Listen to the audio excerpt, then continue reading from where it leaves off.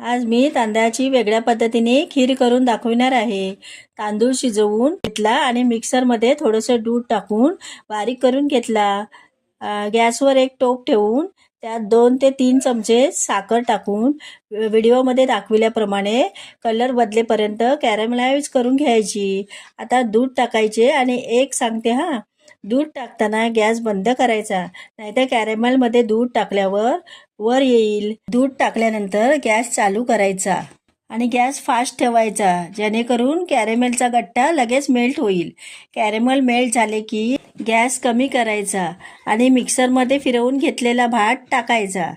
नंतर वेलची आणि ड्रायफ्रूट टाकून कलर चेंज होईपर्यंत शिजवून घ्यायचे, अधेमध्ये ढवळत राहावे। अशा प्रकारे कॅरमेल तांदळाची खीर तयार आहे। तुम्ही नक्की बनवून बघा, तुम्हाला आवडेल। आणि व्हिडिओ आवडल्यास लाईक, शेअर, कमेंट करा आणि चॅनल सबस्क्राईब करा। धन्यवाद।